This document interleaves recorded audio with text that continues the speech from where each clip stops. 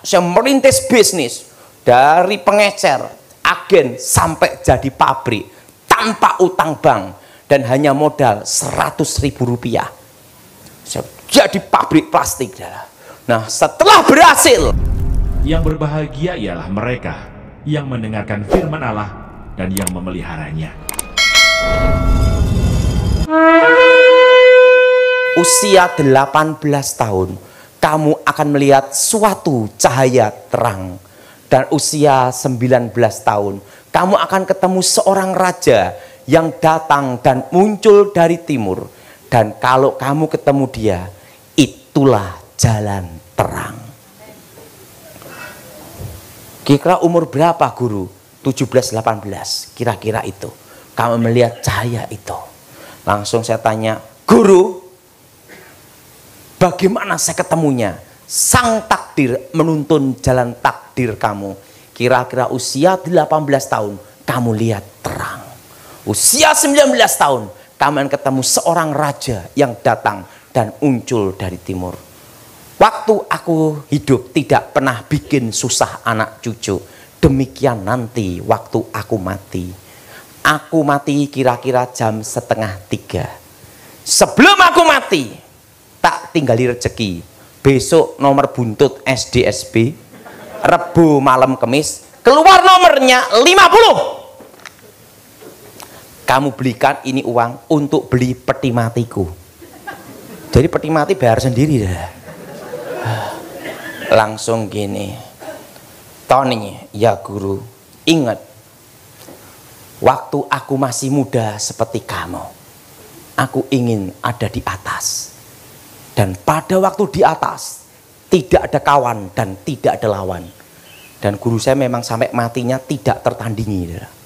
Dan dia itu umur 100 tahun, itu masih saya ngelatih bela diri setiap hari 6 jam. Dan sekali tendang, pohon pisang ambruk.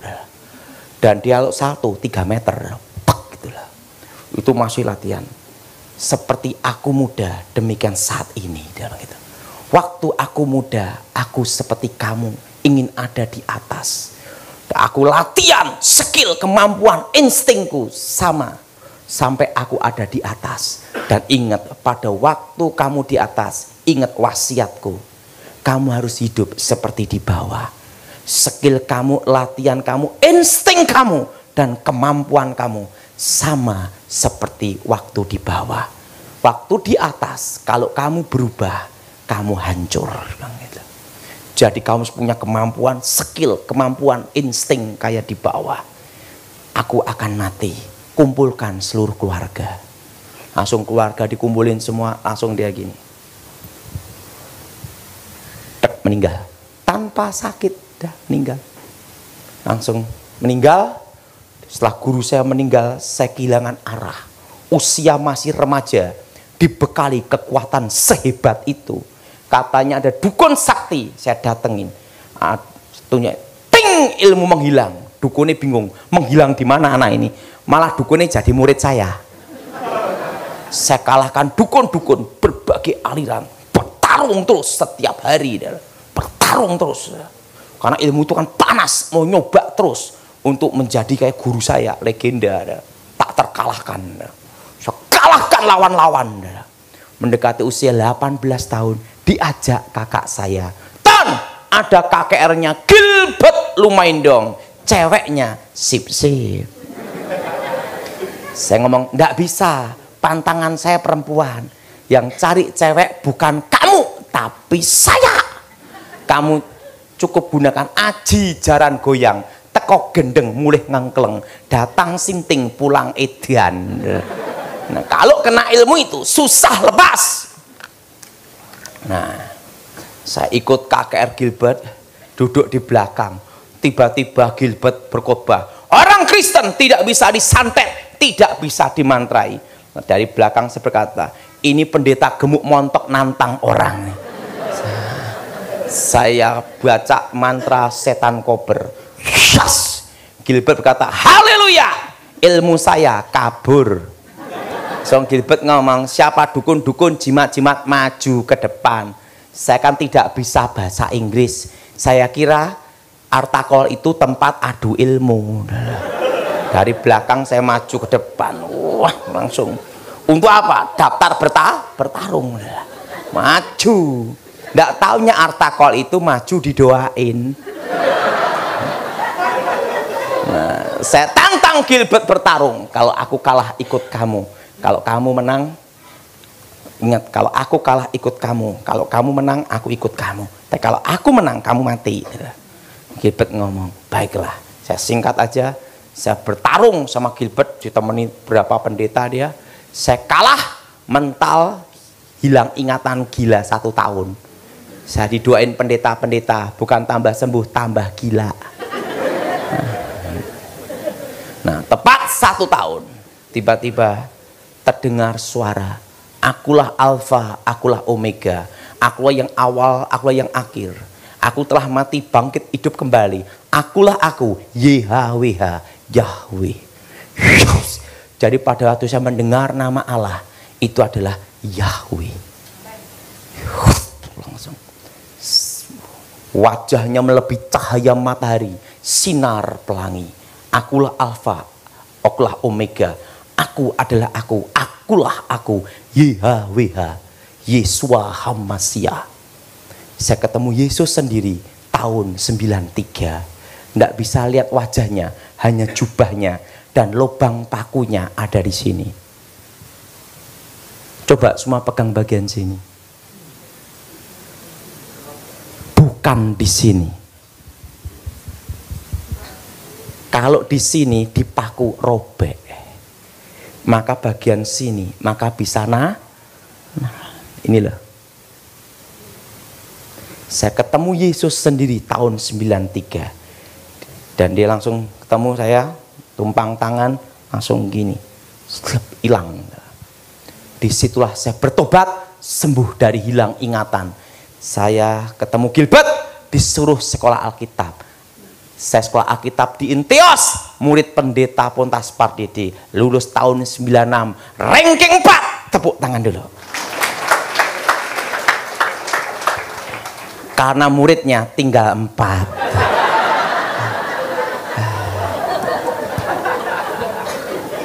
Nah, tahun 2001 saya diminta untuk ngasih pengarahan di Akademi Kepolisian Semarang. 2001 bidang reserse intelijen, penangkal ilmu hitam. Jadi untuk bagaimana mengeksekusi ilmu kebal atau menangkap kejahatan berhubungan ilmu menghilang, ilmu reserse, penyidikan. Itu tahun 2001 sampai 2003 di Akademi Kepolisian Semarang. 2004-2014 saya jaga presiden. 2014 sampai sekarang saya kembali ke gereja. Nah, tapi waktu saya jaga tetap ke gereja pelayanan, tapi tidak seperti sekarang ini. Sekarang banyak untuk keluarga. Dulu hampir tidak ketemu. Tiba-tiba anak udah gede gitu lah. Nah, dan apa yang terjadi? Saya mau tanya sama saudara, siapa yang percaya Yesus yakin masuk surga? Angkat tangan. Apakah kalian pernah mati? Berbahagialah orang yang percaya walaupun tidak melihat. Saya percaya karena saya melihat. Kita buka dalam Injil Yohanes pasal 14.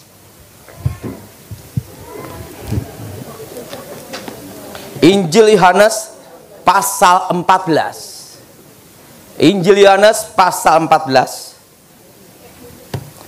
Ayat pertama sampai dengan ke-7. Injil Yohanes pasal 14 ayat pertama sampai dengan ke-7. Saudara yang genap, saya yang ganjil. Janganlah gelisah hatimu, percayalah kepada Allah, percayalah juga kepadaku. Ayat 2 sudah baca? Di rumah apa, Dara?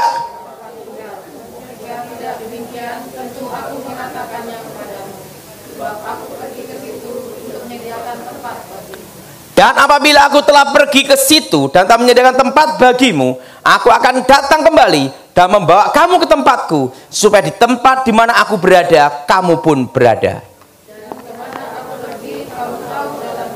Kata Thomas kepadanya, Tuhan, kami tidak tahu kemana engkau pergi, jadi mana kami tahu jalan ke situ?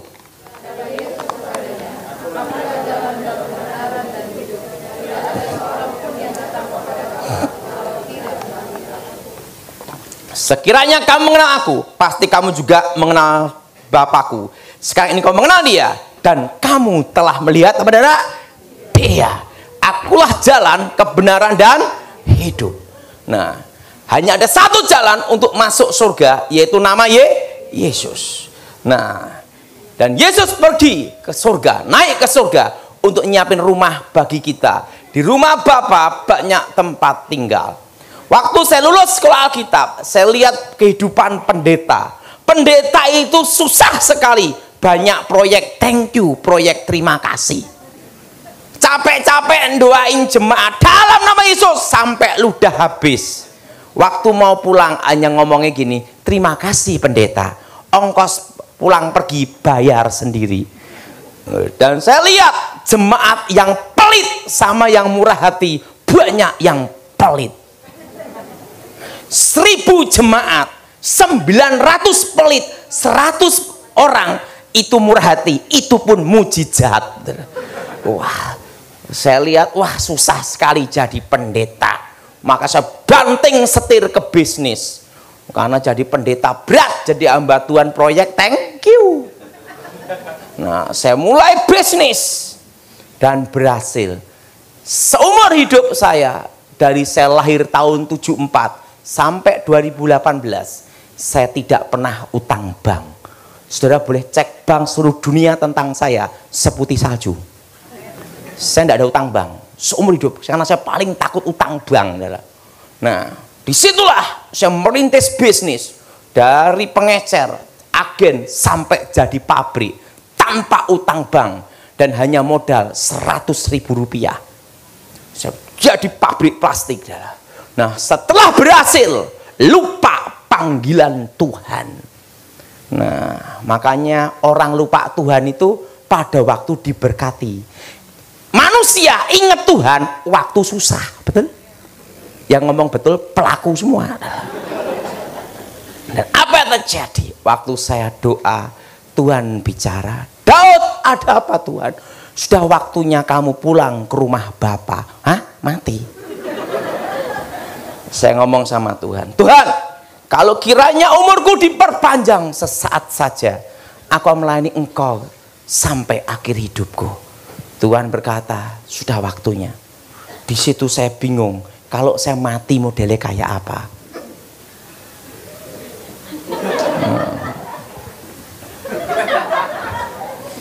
Bingung.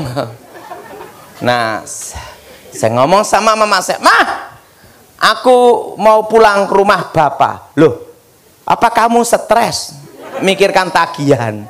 Nah, saya bingung modelnya mati kayak apa. Nah, saya naik motor boncengan sama temen.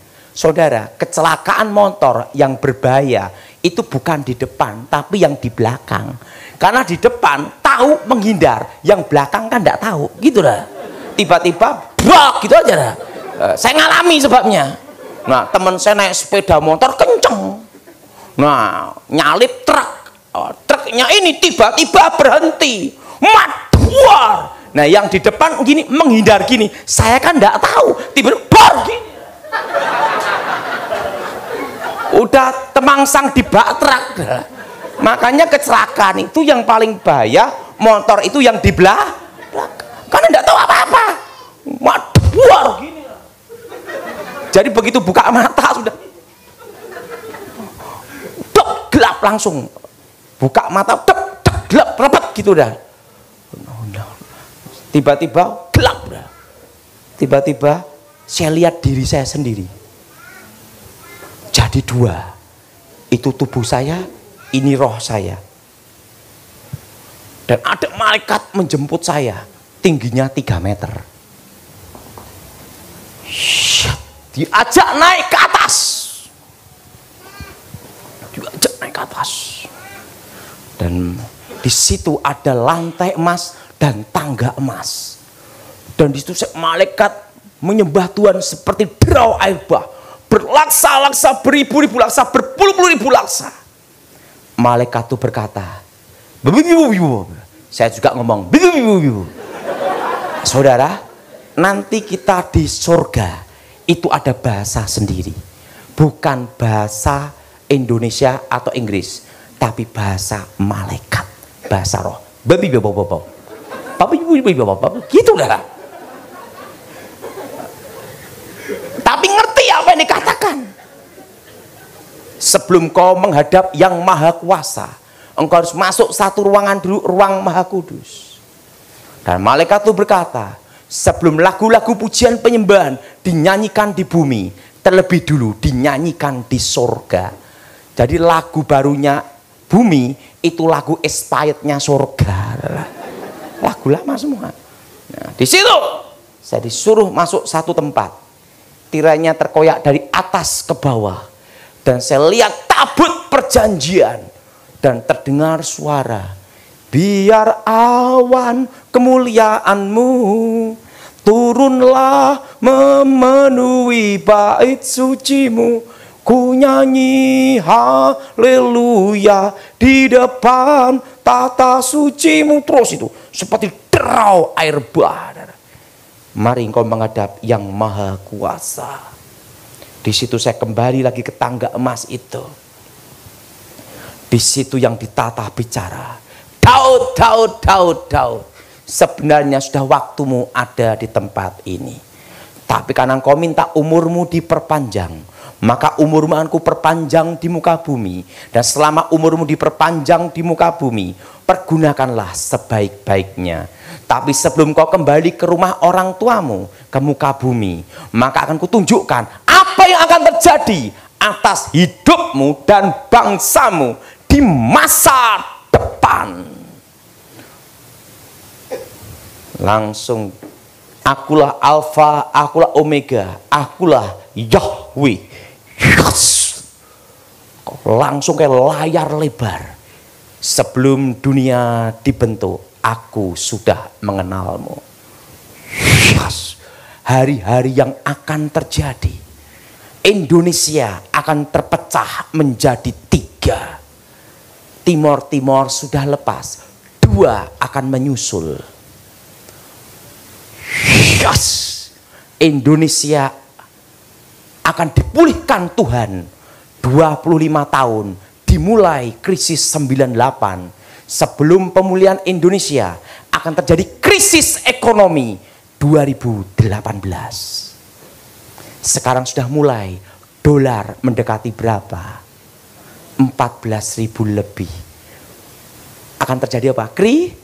Krisis untuk menuju pemulihan Indonesia 2023. Yes. Saya lihat bom meledak di sana sini. Waktu saya lihat bom meledak di sana sini, saya berkata sama Tuhan, Tuhan, aku tidak jadi balik, tidak apa-apa. Bom mendalam. Tuhan berkata, engkau harus kembali ke rumah orang tuamu. Mari kutunjukkan, di rumah Bapakku banyak tempat tinggal. Di surga tidak ada orang mati. Yang ada hanya Tuhan dan para malaikat. Orang-orang mati dalam Tuhan itu di Firdaus. Surga sama Firdaus itu beda. Kenapa? Dua-duanya saya pernah ke sana. Jadi saya bisa cerita adalah, siapa yang ingin ke sana hari ini? Belum siap, betul? Saya sudah ke sana. Jadi saya bisa ngomong.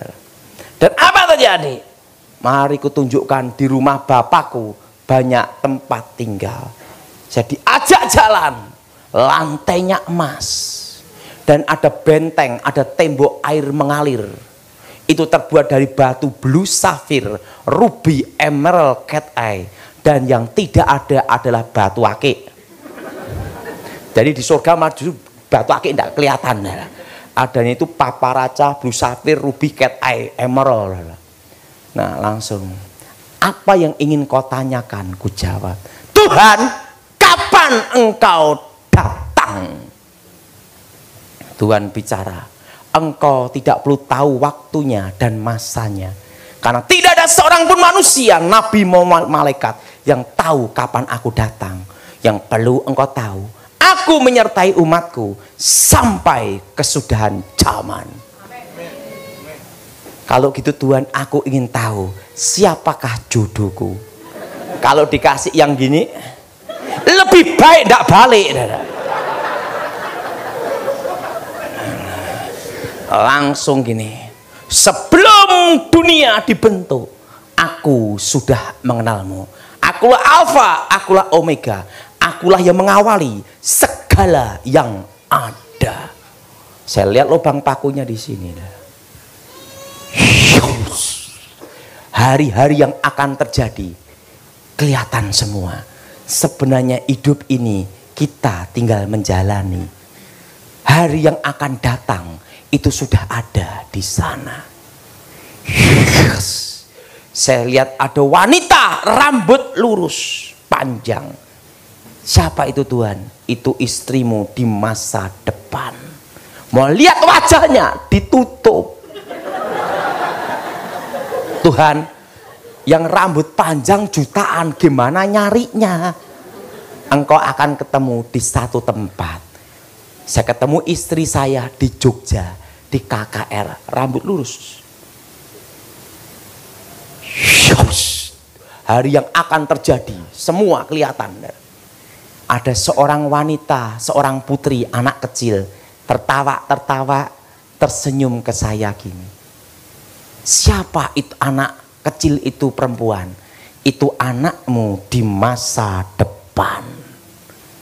Bayangkan, sebelum saya menikah, sebelum ketemu istri saya sudah lihat anak saya. Kelihatan. Dan anak itu namanya Felicia. Udah gede segini. Sekarang umur 13 tahun. Jadi sebelum dia lahir, saya udah lihat dia. Gini. Ya, itu anakmu di masa depan. Ada seorang pengkhotbah, gemuk, pendek, jelek. Siapa itu Tuhan? Itu engkau di masa depan. Hari-hari yang akan jadi. Engkau jadi penasihat orang-orang terkemuka di negerimu. Terusan Tuhan ngomong, sudah waktunya kamu kembali ke rumah orang tuamu. Pergunakan hidupmu sebaik-baiknya. Tuhan, sebelum aku kembali ke rumah orang tuaku, aku minta satu hal, jangan engkau tolak sampai aku ke tempat ini lagi. Jawab iya dulu. Tuhan berkata, sudah waktunya kamu balik. Saya ngomong, enggak mau balik sebelum kau jawab iya dulu permintaanku. Tuhan ngomong, baiklah, kecuali kedatanganku, ku jawab iya. Tuhan, jangan beri aku kekayaan. Nanti kalau kaya lupa siapa engkau. Dan kalau aku, jangan beri pula aku kemiskinan. Karena orang miskin itu susah, modal hanya nekat terus. Aku minta satu aja Tuhan, sampai balik ke tempat ini. Apa itu? Cukup bisa beli apa-apa. Betul? Tidak usah serakah. Langsung Tuhan gini, baiklah kau kemari. Selama engkau di bumi, engkau akan cukup. Dan aku sendiri, bukan nanti malaikat yang menjemputmu, tapi aku sendiri yang akan menjemputmu. Sudah waktunya kamu kembali. Ingatlah, pergunakan hidupmu sebaik-baiknya. Karena waktunya tiba, bukan malaikat yang kuutus menjemputmu, tapi aku sendiri yang akan menjemputmu. Sudah waktunya kamu balik. Saya suruh naik kereta berkuda, turun ke bumi. Itu kudanya berapi, kuda putih bersinar api. Roh saya masuk, les, saya hidup kembali. Mama saya, Daud mati, kok hidup lagi? Dan Tuhan bicara dari surga, lagu-lagu yang kau dengar tadi, kuberikan padamu sebagai tanda engkau pernah ada di surga. Di situ saya baru mengerti. Langsung saya nulis lagu Awan Kemuliaan, ku nyanyi haleluya, tabut kekuatan. Saya semua alat musik bisa pegang, tidak bisa main.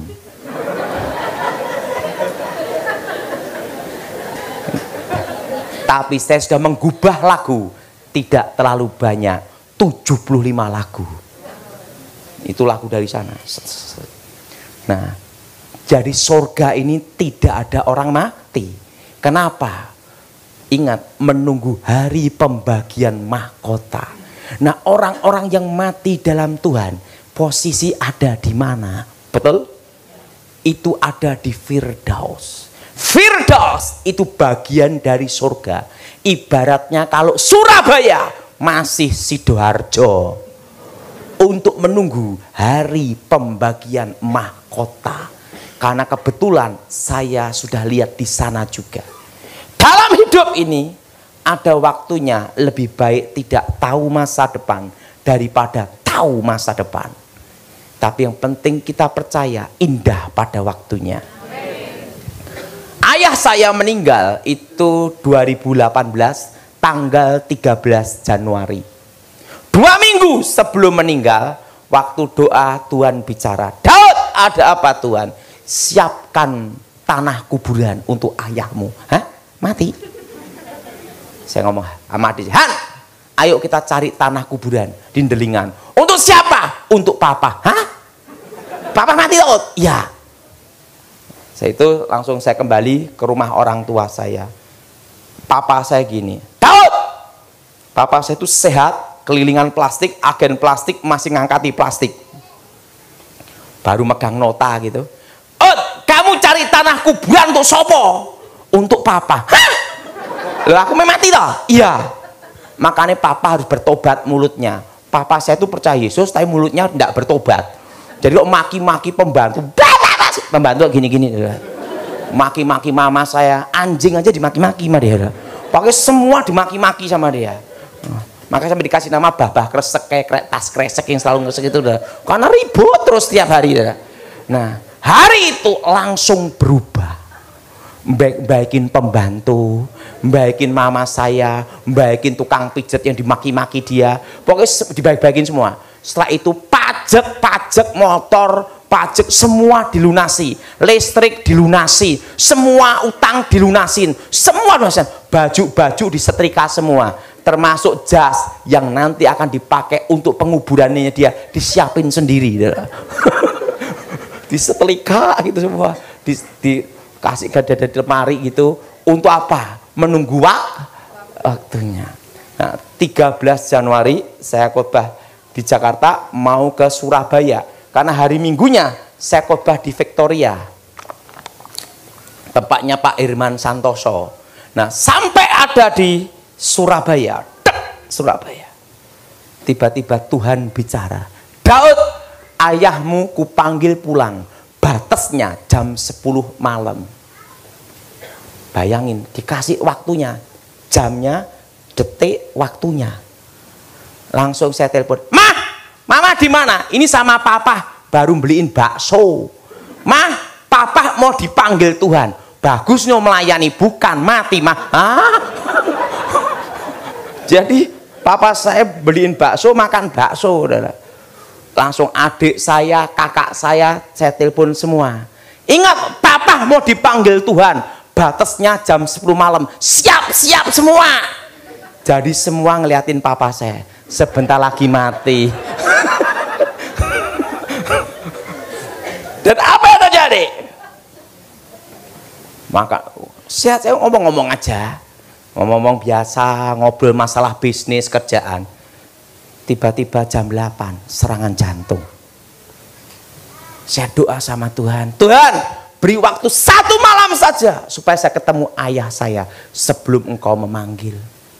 Tuhan ngomong sama saya doa Tuhan beri waktu 1 malam aja, bicaralah Tuhan. Nggak dapat jawaban. 1 malam saja. Kenapa? Kalau saya naik pesawat nggak bisa, adanya Minggu pagi jam 6. Mau naik kereta 5-6 jam, naik mobil 6 jam, naik bis 6 jam, Surabaya Solo kan tidak. Jam 9 saya doa, jam 9.30 saya ditelepon, ini papa di ruang ICU gini-gini, serangan jantung. Tuhan, kehendak-Mu yang jadi. Tuhan tuh menunggu saya ngomong kehendak-Mu yang jadi. Waktu saya ngomong kehendak-Mu yang jadi, langsung Tuhan bicara. Hari ini, jam ini, detik ini ayahmu bersama-sama aku di Firdaus. Yes, langsung kelihatan. Itu tidak dibatasi ruang dan waktu. Saya ada di Surabaya, bisa langsung lihat papa saya di Solo. Dipegang-pegang dadanya gini. Dan dari tubuhnya keluar cahaya. Depsap, langsung pindah ke satu tempat. Tempatnya itu tiada ujung. Dan ada pintunya. Itu bersinar putih, kristal. Langsung buka. Begitu darah. Dan papa saya langsung ditok. 69 tahun, meninggal umur 69. Saya baru mengerti, yang dihitung tahunnya itu bukan waktu kita lahir, tapi pada waktu terbentuk hari pertama di janin. Jelas? Jelas? Jadi waktu dalam kandungan jadi pembuahan sel sperma dan sel telur, itu dihitung hari pertama. Baru saya mengerti, Dara. Jadi dihitung dari situ, bukan waktu lahir. 69 tahun. Langsung papa saya masuk. Langsung berubah. Jadi kayak usia 20 tahun. Nanti yang tua-tua semua di Firdaus berubah.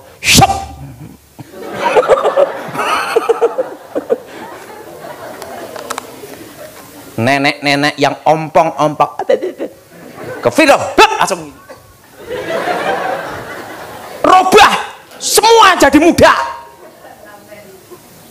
Sama fotonya dengan waktu ayah saya menikah, persis berubah langsung.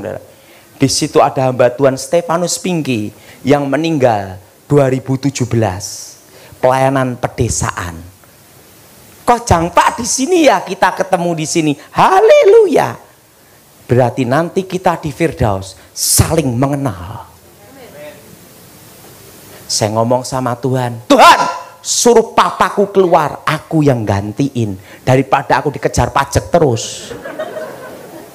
Langsung Tuhan bicara, belum waktunya.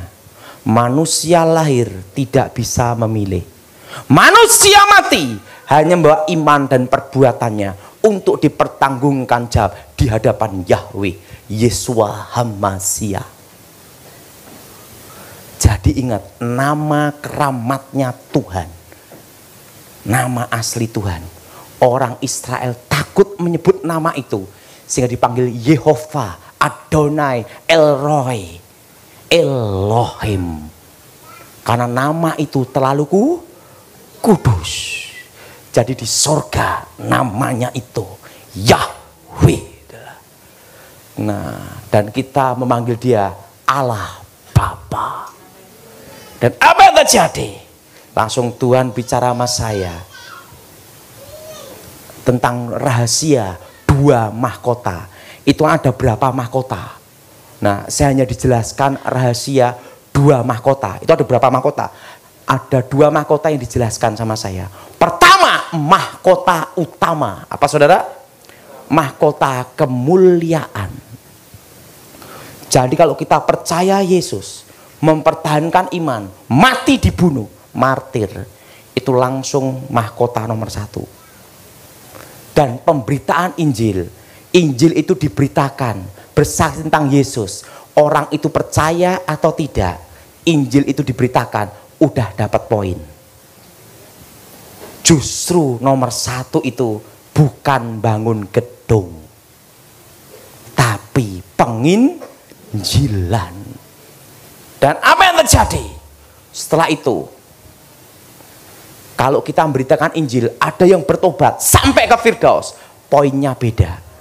Misalnya saya pelayanan, ini bertobat, setelah itu dia penginjilan, banyak orang bertobat dalam pelayanannya. Poinnya dia saya dapat. Jadi inspirasinya multi level marketing itu di sana.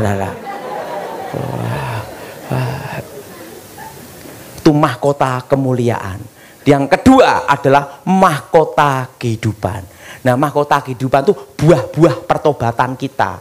Misalnya bangun gereja, kita nyumbang, itu mahkota kehidupan. Mahkota apa, Saudara? Jadi yang utama itu penginjilan. Untuk dana misi ke pedalaman, dana misi di pedesaan, sampai di tempat yang tidak tahu tentang Injil. Itu mahkota nomor 1, udahlah. Itu perintah Yesus Kristus langsung, udahlah. Nah, yang kedua, mahkota kita nyumbang-nyumbang orang susah, nengok orang susah, bantu orang-orang sakit, suka menolong, buah-buah pertobatan. Itu mahkota kehidupan. Tapi mahkota tertinggi adalah pada penginjilan. Dan waktu itu Tuhan bicara tentang 2 mahkota ini. Itu ada berapa mahkota? Dan Tuhan ngomong sama saya, pergunakan hidupmu sebaik-baiknya. Di Firdaus itu orang-orang mati dalam Tuhan, jubahnya putih semua, tidak ada jahitannya. Penyembahannya beda dengan di gereja.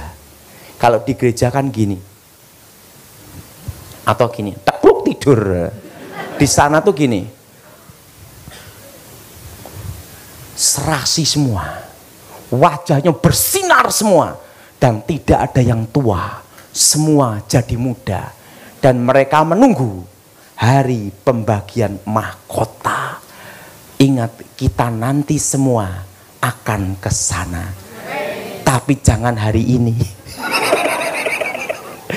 Tapi udah waktunya, ya silahkan. Nah, jadi percaya Yesus, mempertahankan iman sampai akhir itu pasti. Tapi untuk mendapat mahkota itu perlu diperjuangkan. Jadi perjuangan kita itu bukan untuk masuk surga. Kalau masuk surga itu pasti. Engkau percaya Yesus, bertahan sampai akhir pasti masuk. Mahkota belum tentu. Langsung ditelepon, kring tas. Daud, papa meninggal. Jam 9.45 saya ngomong, udah tahu, udah ketemu di Firdaus. Nah, di situ saya baru mengerti. Ingat, penginjilan. Engkau harus beritakan Injil. Karena itu mahkota utama. Amin. Amin. Nah, jadi orang-orang mati dalam Tuhan ada di Firdaus. Ingat, penjahat di sebelahnya Yesus, dia belum sempat ngasih perpuluhan, belum sempat ngasih kolekte, belum sempat berbuat baik. Waktu di sebelahnya Yesus, dia berkata, Yesus, kalau engkau jadi raja, ingatlah aku. Yesus berkata, hari ini engkau bersama aku di Firdaus. Artinya apa? Masuk surga itu pasti. Engkau percaya Yesus, bertahan sampai akhir, pasti masuk surga. Tapi mahkota belum tentu.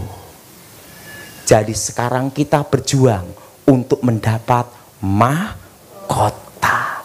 Siapa yang berjuang untuk mendapat mahkota? Angkat tangan.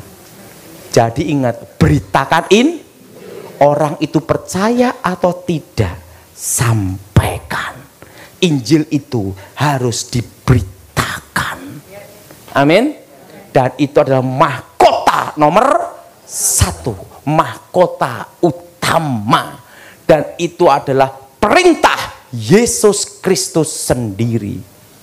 Justru membangun gereja, bantu orang miskin, itu mahkota kedua, kehidupan. Lebih baik dapat mahkota daripada tidak sama sekali, betul? Ada yang ngomong, Pak, yang penting masuk Firdaus dulu. Jadi ingat, Firdaus itu bagian dari orang-orang yang mati dalam Tuhan ada di situ semua.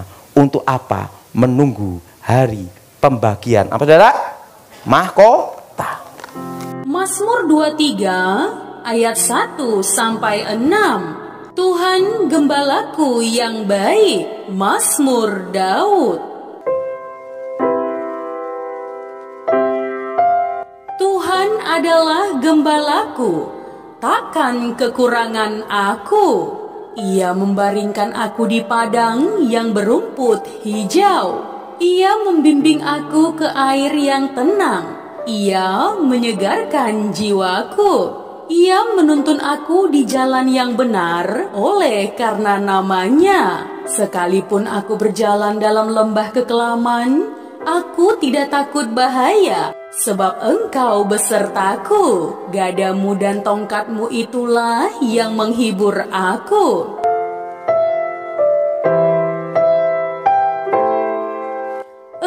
menyediakan hidangan bagiku di hadapan lawanku. Engkau mengurapi kepalaku dengan minyak, pialaku penuh melimpah. Kebajikan dan kemurahan belaka akan mengikuti aku seumur hidupku, dan aku akan diam dalam rumah Tuhan sepanjang masa. Mazmur 24 ayat 1 sampai 10. Kedatangan Raja Kemuliaan dalam bait Allah. Mazmur Daud. Tuhanlah yang empunya bumi serta segala isinya, dan dunia serta yang diam di dalamnya. Sebab dialah yang mendasarkannya di atas lautan dan menegakkannya di atas sungai-sungai. Siapakah yang boleh naik ke atas gunung Tuhan? Siapakah yang boleh berdiri di tempatnya yang kudus?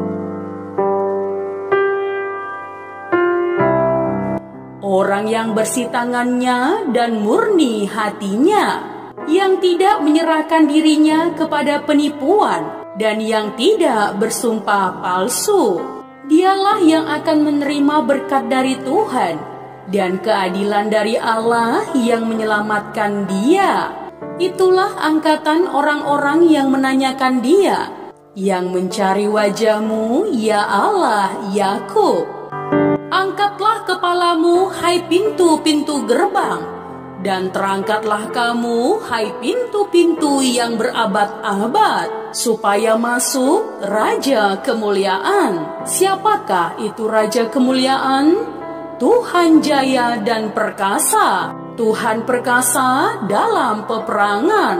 Angkatlah kepalamu, hai pintu-pintu gerbang, dan terangkatlah kamu, hai pintu-pintu yang berabad-abad, supaya masuk Raja Kemuliaan. Siapakah dia itu Raja Kemuliaan? Tuhan semesta alam, dialah Raja Kemuliaan.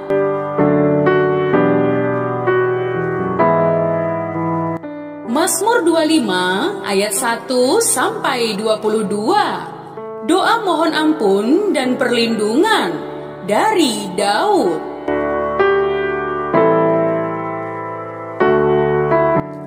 Kepadamu ya Tuhan kuangkat jiwaku, Allahku, kepadamu aku percaya. Janganlah kiranya aku mendapat malu. Janganlah musuh-musuhku beria-ria atas aku. Ya, semua orang yang menantikan Engkau takkan mendapat malu. Yang mendapat malu ialah mereka yang berbuat khianat dengan tidak ada alasannya. Tunjukkanlah itu kepadaku. Bawalah aku berjalan dalam kebenaran-Mu dan ajarlah aku. Sebab Engkaulah Allah yang menyelamatkan aku. Engkau ku nanti-nantikan sepanjang hari.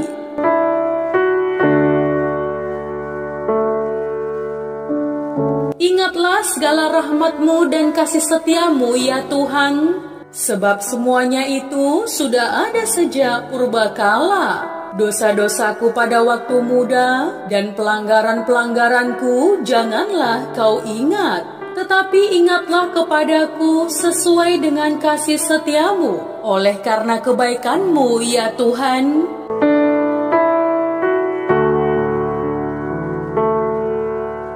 Tuhan itu baik dan benar, sebab itu Ia menunjukkan jalan kepada orang yang sesat.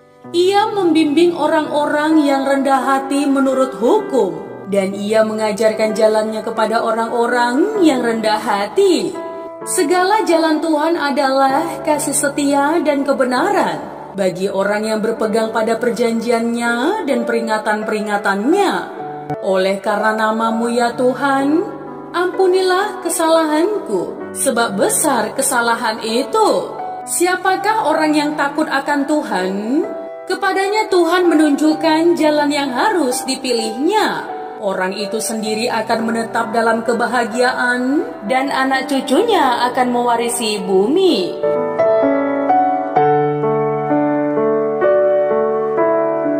Tuhan bergaul karib dengan orang yang takut akan Dia, dan perjanjiannya diberitahukannya kepada mereka.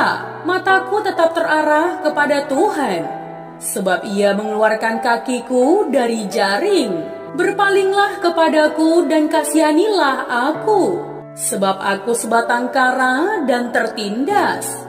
Lapangkanlah hatiku yang sesat dan keluarkanlah aku dari kesulitanku.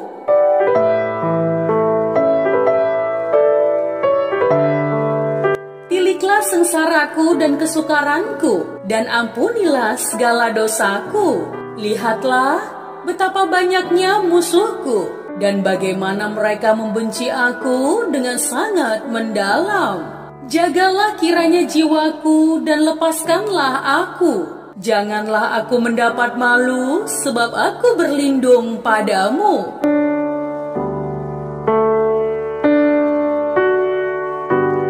Ketulusan dan kejujuran kiranya mengawal aku, sebab aku menanti-nantikan Engkau.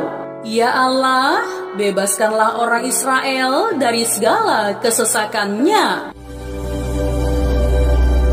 Engkaulah penolong yang sejati, tiada yang mustahil bagimu. Dan aku percaya saat ku di sini, mujizatmu nyata di hidupku. Yang berbahagia ialah mereka yang mendengarkan firman Allah dan yang memeliharanya.